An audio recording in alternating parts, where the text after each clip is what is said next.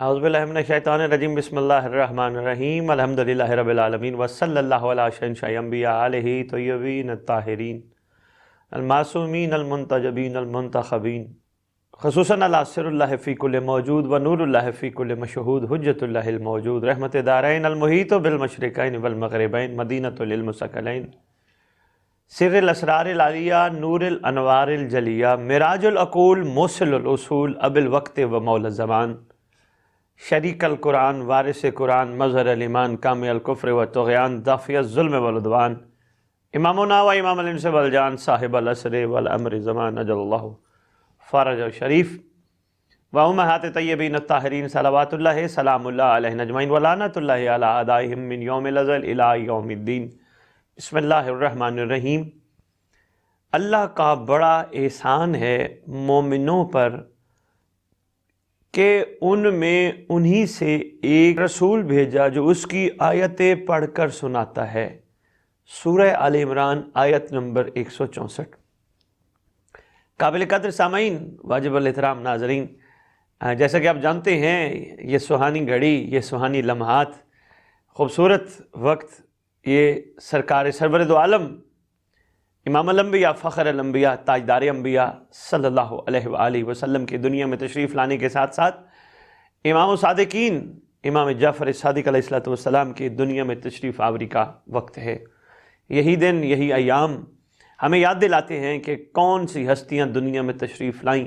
سب سے پہلے وہ محمد دنیا میں تشریف لائے کہ جس محمد کے آنے سے کائنات خوشبو سے معطر ہو گئی، فضائیں خوشبو سے معطر ہو گئیں، ہوائیں معطر ہو گئیں۔ وہ سردار آیا کائنات میں کہ جس کے صدقے یہ کائنات بنی۔ وہ سرکار کی دنیا میں تشریف آوری کے حوالے سے ہم نے آپ کی خدمت میں ایک پروگرام پیش کرنے کا ارادہ کیا، اور الحمدللہ آج اس پروگرام کے حوالے سے ہماری پہلی ایپیسوڈ ہے، اور انشاءاللہ کل بھی ہم اسی وقت اسی لمحے آپ کے ساتھ دوبارہ حاضر خدمت ہوں گے۔ تو اس پہلی ایپیسوڈ میں سب سے پہلے وہ بڑا خوبصورت جملہ جو اس وقت الحمدللہ پورے پاکستان میں گلیوں میں، چوکوں میں، بازاروں میں، شہروں میں بڑے خوبصورت انداز سے بینرز پر، دیواروں پر لکھا ہوا نظر آتا ہے، سرکار کی آمد مرحبا۔ اور واقعی اس میں کوئی شک نہیں، آنے والا ہی سرکار ہے اور ان کی آمد کو ہی مرحبا کہنا چاہیے۔ اور یہاں ایک بڑی خوبصورت بات ہے کہ یہاں ہم لوگ یہ نہیں کہتے سرکار کی ولادت مرحبا، سرکار کی آمد مرحبا۔ دنیا میں تشریف لانے کا سرکار کا انداز اس جملے سے ہی واضح کر دیتے ہیں کہ یہ سرکار عام بشر کی طرح دنیا میں تشریف نہیں لائے، یہ سرکار عام انسانوں کی طرح دنیا میں تشریف نہیں لائے۔ یہ تو وہ گھرانہ ہے جس گھر کا بچہ بچہ نور کا ہے، یہ نور والا ہے، نور لے کے آیا ہے، نور والا شہزادہ دنیا میں تشریف لایا ہے۔ اسی ضمن میں جب میں نے کتب کا مطالعہ کر کے دیکھا تو میں حیران رہ گیا کہ کتب بھی اس بات کی صداقت میں اپنی دلیل پیش کرتی ہیں کہ یہ شہزادہ جو ہی دنیا میں تشریف لایا اس وقت منظر کیا تھا، عام منظر نہیں۔ اسی شہزادے کی والدہ معظمہ مخدوم کونین ملکہ عالمین صلوات اللہ سلام اللہ علیہا کہ جس کی گود میں اس شہنشاہ نے پرورش پائی، وہ خود روایت فرماتی ہیں کہ جب یہ شہزادہ دنیا میں تشریف لایا تو اس کے آنے کا منظر بڑا خوبصورت تھا۔ کیا؟ شہزادے نے اپنے دونوں ہاتھ زمین پہ رکھے، اپنے چہرہ انور کو آسمان کی طرف، اور ایسا نور نکلا، شہزادی فرماتی ہیں کہ اس وقت پوری کائنات منور ہو گئی۔ اور یہاں تک کتب میں لکھا ہے کہ شہزادہ جب تشریف لایا، شہزادے کے آنکھوں میں سرما بھی تھا، سرما لگا ہوا تھا۔ اور الحمدللہ یہ ہم سب کا ایمان ہے، مسلمانان عالم کا ایمان ہے کہ بشر جب بھی آئے بے لباس آتا ہے، یہ نور جب بھی آئے با لباس دنیا میں تشریف لاتے ہیں۔ ہم تو نہیں ہیں، محمد کے آنے کا انداز نرالا ہی ہونا چاہیے۔ اور یہاں ایک بات بڑی خوبصورت میں آپ کی خدمت میں عرض کرتا جاؤں کہ امیر المومنین علی ابن ابی طالب علیہ السلام سے روایت ہے کہ جب رسول خدا دنیا میں تشریف لائے ایک آواز آئی، وَقُلْ جَاءَ الْحَقُّ وَزَهَقَ الْبَاطِلُ إِنَّ الْبَاطِلَ كَانَ زَهُوقًا۔ آواز آئی پوری کائنات میں، یا علی فرما رہے ہیں اس رات تمام دنیا، مولا فرماتے ہیں اس رات تمام دنیا روشن ہو گئی۔ پتھر بے زبان اظہار خوشی کر رہے تھے، درخت بے زبان اپنی زبان سے اظہار مسرت کر رہے تھے، کیوں نہ کریں۔ آج ہو گیا ہے، جن کے صدقے پتھر بنے ہیں، جن کے صدقے درخت بنے ہیں، جن کے صدقے کائنات بنی ہے، اس شہزادے کے آنے پر کیوں نہ خوشی ہونی چاہیے الحمدللہ۔ اس لیے فرما رہے ہیں یا علی پاک فرما رہے ہیں کہ پتھر بے زبان اظہار مسرت کر رہے تھے، اور خوشی کیوں نہ ہو.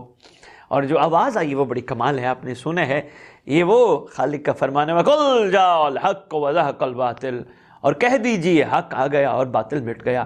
تو الحمدللہ شہنشاہ معظم فخر الانبیاء امام الانبیاء صلی اللہ علیہ وآلہ وسلم کی دنیا میں تشریف آوری پر جو یہ اعلان ہے، یہ بڑا خوبصورت اعلان ہے. کہہ دیجئے حق آ گیا باطل مٹ گیا، یہ اعلان پہلے ہو رہا ہے. اب یہاں دیکھیں، میں ایک چھوٹی سی بات عرض کرتا جاؤں کہ یہاں سرکار فرما رہے ایک آواز آئی، قرآن کی یہ آیت پہلے آ گئی وَقُلْ جَاءَ الْحَقُّ وَزَهَقَ الْبَاطِلُ. ارے بھائی پھر اس کا مطلب ہے کوئی معاملہ کچھ اور ہے، اس پہ غور و فکر کرنے کی بہت ضرورت ہے. اب اسی پہ میں نے گفتگو شروع کر دی تو ہماری گفتگو بہت دور چلی جائے گی. یہ خوشی کا پرمسرت موقع ہے. الحمدللہ اس وقت روئے زمین کے تمام مسلمانان عالم یہ پورا ربیع الاول، یہ پورا مہینہ الحمدللہ بڑی مسرت سے اور بڑے اظہار تشکر سے اللہ کی بارگاہ میں شکر ادا کرتے ہوئے مناتے ہیں.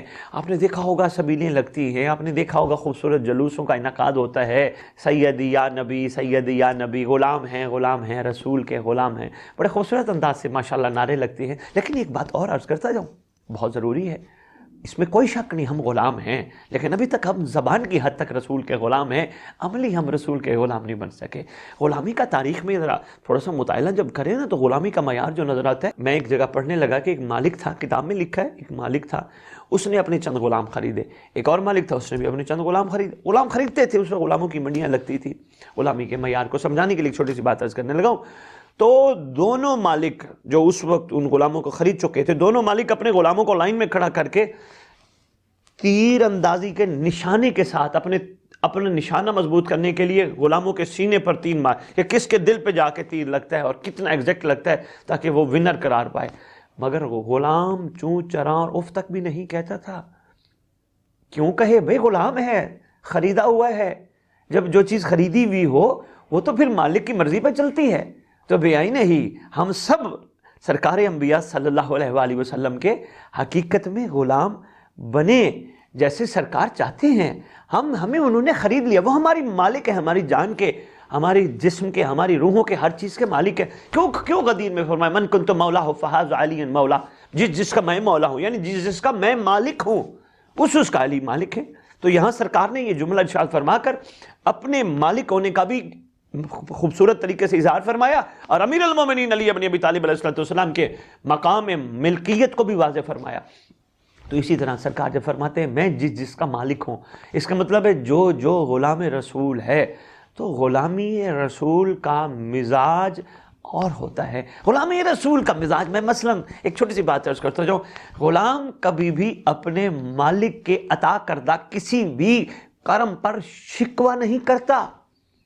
دیکھیں ہماری سرکار کو پتہ ہے، ہم یہ کہتے ہیں نا لا الہ الا اللہ، اللہ واحد لا شریک ہے، محمد رسول اللہ، محمد اللہ کے رسول ہیں. تھے نہیں، ہیں، بادشاہ موجود ہیں، حاضر و ناظر ہیں. یہ جو پکار کے ہم کہہ رہے ہیں سیدی یا نبی، غلام ہے تیرے، ہم غلام ہیں. جس طرح ڈاکٹر علامہ اقبال رحمۃ اللہ علیہ بڑی خوبصورت بات کہہ گئے کہ محمد سے وفا تو نے تو ہم تیرے ہیں، یہ جہاں چیز ہے کہ اللہ ہو قلم تیرے ہیں. تو ڈاکٹر اقبال نے بھی بڑے خوبصورت انداز سے خراج تحسین پیش کرتے ہوئے صرف سرکار کو خراج تحسین پیش نہیں کیا، بلکہ آنے والی نسلوں کے لیے ایک بہت خوبصورت پیغام دے گئے کہ محمد سے وفا کیا ہے؟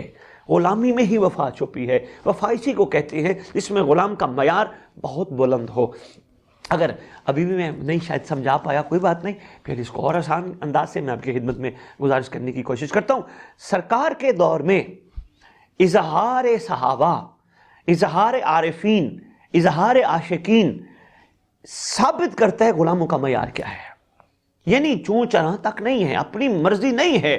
نوکروں کی، عارفوں کی، عاشقوں کی اپنی مرضی نہیں ہے، سب مرضی ان کے مالک کی ہے. کوئی جو ان کا مالک چاہتا ہے اسی پہ وہ راضی ہیں. وہ یہ نہیں کہتے سرکار نے یہ نہیں ہو یہ ہو، نہیں، نہ مشورہ ہے، مشورہ تک نہیں ہے، غلام مشورہ بھی نہیں دیتے، غلام رضا پہ راضی ہیں، جو کہہ رہے حق ہے.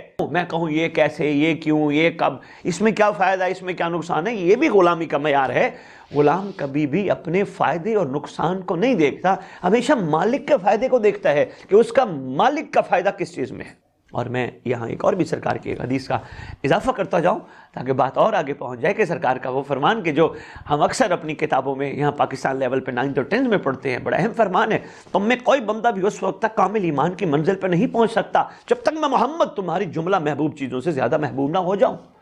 اب سرکار کا یہ فرمان بھی اپنے اندر ایک سمندر رکھتا ہے۔ سرکار کیا فرما رہے ہیں کہ معیار مخلوق کا سرکار کو پتہ تھا کیا ہوگا، اس لیے سرکار نے پہلے فرما دیا اگر تم نے کامل ایمان کی منزل پہ پہنچنا ہے۔ اب یہاں دیکھیں زور نہیں ہے، زبردستی نہیں ہے، فورس نہیں ہے کہ نہیں ایسا کرو، نہیں، تم میں سے کوئی اس وقت تک کامل ایمان کی منزل پہ نہیں پہنچ سکتا، نہیں پہنچنا چاہتے تو تمہاری مرضی، تمہارا مقدر، تمہارا نصیب، زور زبردستی تو نہیں ہے۔ تو اسی ضمن میں سرکار کی یہ حدیث، یہ فرمان کہ جب تک میں محمد تمہاری جملہ چیزوں سے محبوب نہ ہو جاؤں، اور یہ یاد رکھیے گا سرکار کی ذات گرامی قدر اس وقت تک ہماری جملہ چیزوں سے محبوب نہیں ہو سکتی جب تک ہم اپنے آپ کو معیار غلامی پہ نہیں لائیں گے۔ معیار غلامی پہ لائیں گے تو سرکار ہماری جملہ محبوب چیزوں سے محبوب، کیونکہ مالک وہی ہوتا ہے اور مالک ایک ہوتا ہے۔ اس لیے فرمایا کہ اولنا محمد، اوسطنا محمد، آخرنا محمد و کلنا محمد، یہ سارے ایک ہیں، یہ سمٹیں تو ایک ہیں، بکھرے تو 14 ہیں، یہ پورا گھر ہے۔ بہرحال اس طرح بھی گفتگو گئی تو بات دور چلی جائے گی، جو میں بار بار آپ کی خدمت میں گزارش کر کے میں تھوڑا سا ان ایام کی مناسبت سے چاہ رہا ہوں کہ آپ کی سوچیں بلند ہو جائیں۔ غلامی کا معیار کیا ہونا چاہیے؟ غلام ہے، رسول کے غلام ہے، غلام شکوہ نہیں کرتا، غلام شکر میں رہتا ہے۔ غلام کے شکوے جیسے اب آپ کہیں گے کہ یہ کیسا ہو گیا کہ ہم تو الحمدللہ شکر میں ہیں۔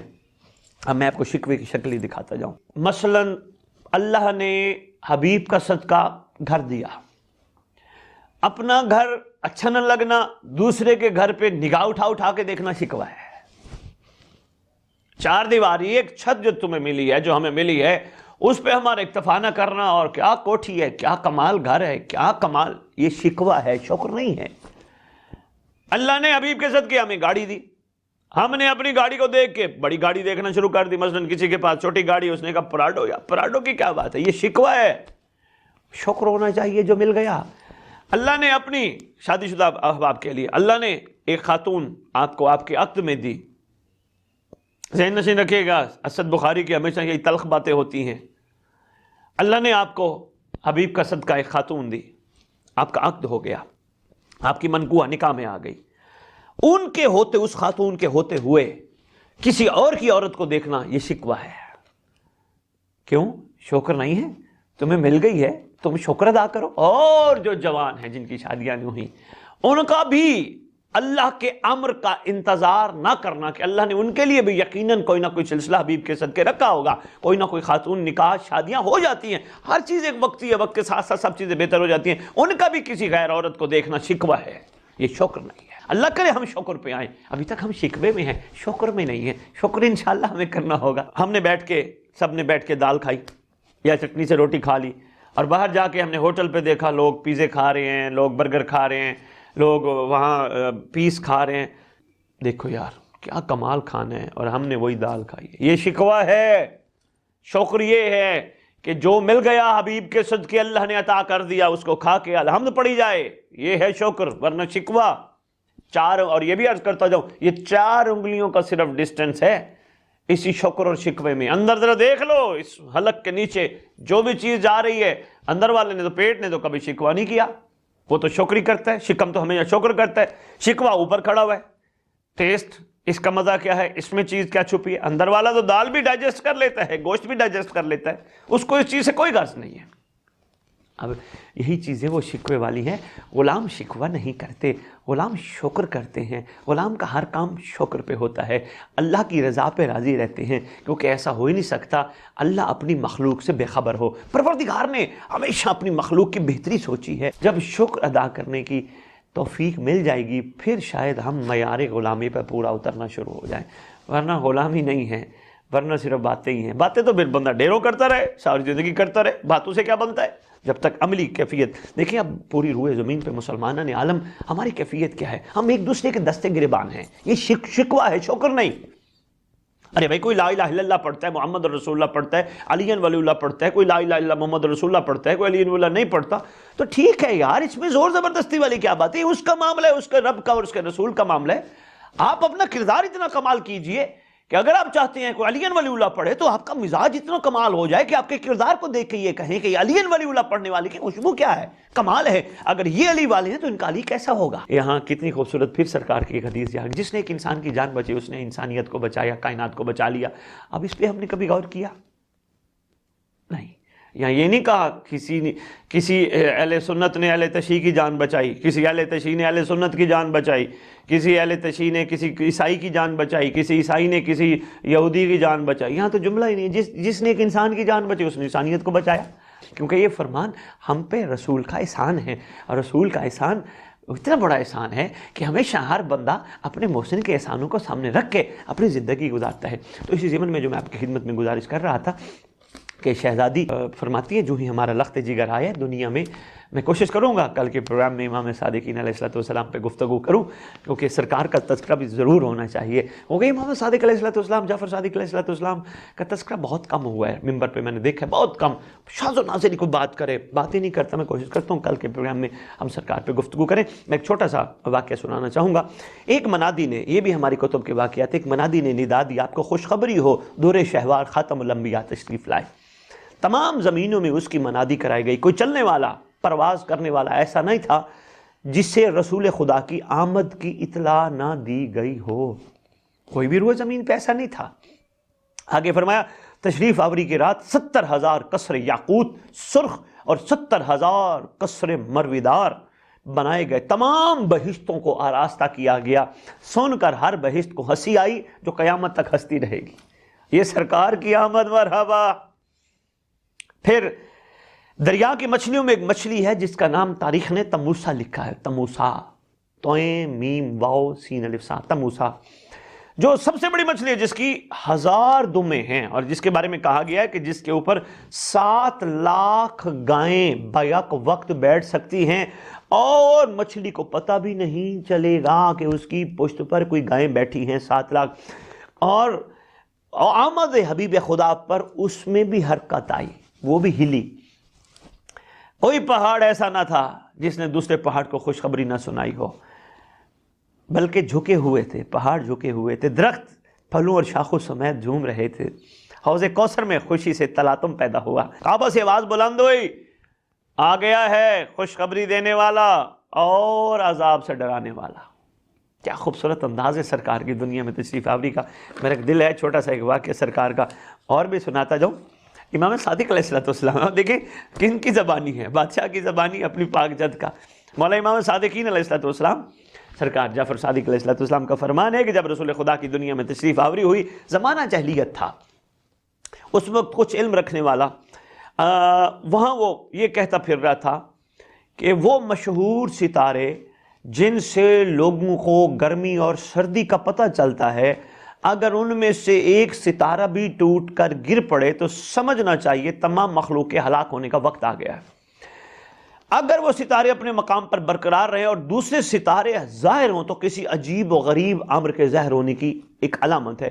جس دن صبح رسول خدا دنیا میں تشریف لائے، جہاں جہاں بت تھے منہ کے بل زمین پر گر پڑے، اور کسرا بادشاہ کے عجم کے محل کو زلزلہ کی طرح جھٹکا لگا، اس کے 14 کنگرے گر پڑے، دریائے ساوا جس کو لوگ پوچھتے تھے خشک ہو گیا بلکہ نمک ہو گیا، وادی سماوا جس میں پانی نہیں تھا جل تھل ہو گئی۔ یہی تو سرکار کی آمد، مرحبا۔ اسی رات علماء مجوس نے دیکھا چند اونٹ عربی گھوڑوں کو کھینچتے ہوئے دریائے دجلہ سے گزرے، ان کے شہروں میں داخل ہو گئے تاکہ کسرا درمیان سے ٹوٹ کر 2 حصوں میں ہو گیا۔ اسی رات ایک نور حجاز کے چاروں طرف سے ظاہر ہوا اور تمام عالم میں پھیل گیا۔ یہ سرکار کی شہنشاہ امام صادقین مولا چھٹے لال ولایت علیہ السلام اپنی پاک جد کی دنیا میں تشریف آوری کا انداز بتا رہے ہیں۔ میں ایک اور بھی چھوٹا سا واقعہ سرکار کی آمد کے حوالے سے سنانا چاہوں گا کہ روایت میں ہے سرکار ابو طالب علیہ السلام محسن اسلام فرماتے ہیں کہ میرے والد جناب عبد المطلب علیہ السلام نے فرمایا ایک رات سویا ہوا تھا حجر اسماعیل میں، ہم نے خواب دیکھا، آگے کاہن مل گیا، بزرگ عرب سوال کر کے کہتے ہیں بزرگ عرب کیا ہوا؟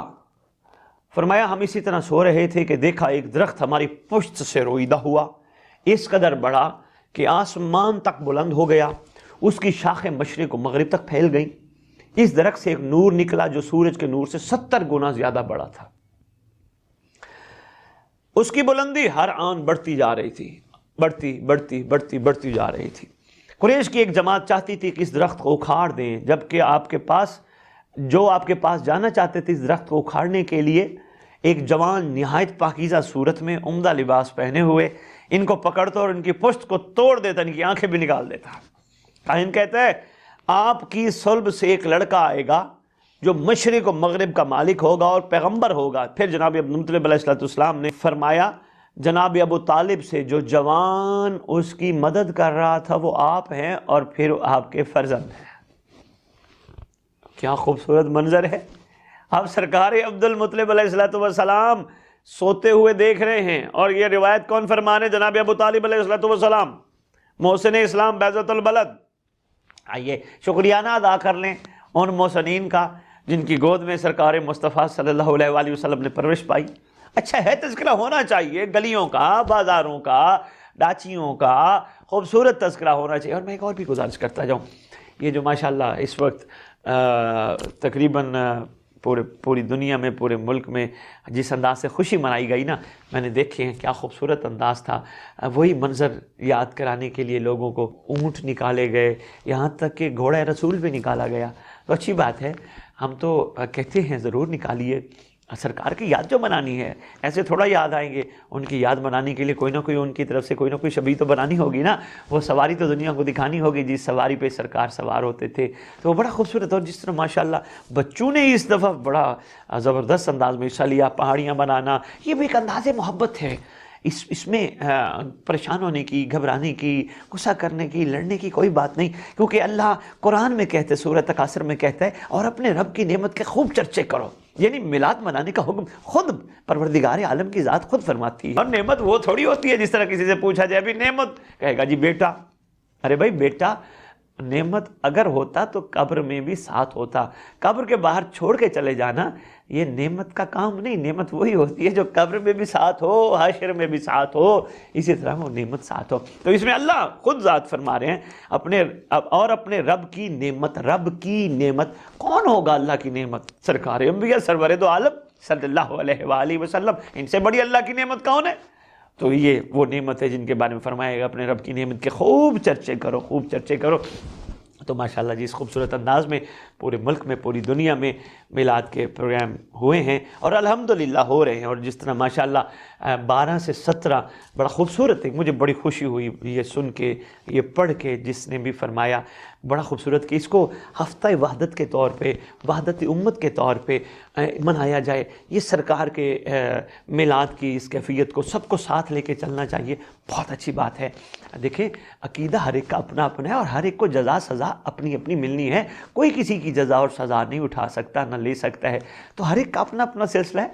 آپ اپنا کردار اتنا بلند کیجئے، اپنی گفتار، اپنا اظہار اتنا بلند کیجئے کہ واقعی غلامی رسول کی خوشبو آنی چاہیے۔ غلامی رسول کا معیار اتنا بلند ہونا چاہیے، اتنا بلند ہونا چاہیے، اتنا بلند ہونا چاہیے کہ غیر مسلم بھی دیکھ کے کہیں کہ غلام رسول کیسے ہوتے ہیں۔ ابھی تک تو یقین کیجئے اگر کوئی کھڑا ہو جائے نا، بلکہ میں نے تو آدھی دنیا الحمدللہ دیکھی ہے، میں نے دیکھا ہے ابھی معیار غلامی رسول بہت کم نظر آتا ہے۔ پھر بھی باہر کے لوگوں میں انسانیت کی تھوڑی سی خوشبو ہے۔ اچھا لگے تو بسم اللہ، نہ اچھا لگے تو آپ کی مرضی، تھوڑی سی انسانیت کی خوشبو ہے۔ انسان ترسی ابھی ہے۔ جیسے میں دیکھتا ہوں کسی انسان کو وہاں تکلیف ہو جائے یا کسی کا کوئی مسئلہ ہو جائے، اس کی بڑی کیئر ہوتی ہے۔ ایک انسانی جان کی بڑی اہمیت ہے۔ ہمارے ملکوں میں تو کیفیت ہی بڑی اور ہے، یہاں تو اہمیت نہیں دی جاتی۔ کوئی ٹھیک ہے، کوئی پڑھا ہے تو پڑھا ہے، یہاں معاملہ کچھ اور ہے، پھر بھی وہاں تھوڑی سی خوشبو آتی ہے۔ تو یہی میں کہتا ہوں اس سے بڑھ کے ہونا چاہیے۔ غلامی رسول کوئی معمولی کام تھوڑا ہے۔ غلامی رسول عارفوں نے، عاشقوں نے کر کے نہیں دکھائی، اور آج بھی وہ زندہ باد ہیں، وہ ہمیشہ زندہ باد رہیں گے۔ اسی کے ساتھ آپ سے اجازت چاہیں گے۔ پروردگار آپ سب کا حامی و ناصر ہو۔ انشاءاللہ کل تک کے لیے اجازت۔ اللہم صلی علی محمد و آل محمد وعجل فرجہم بقائمہم اجل اللہ فرج شریف۔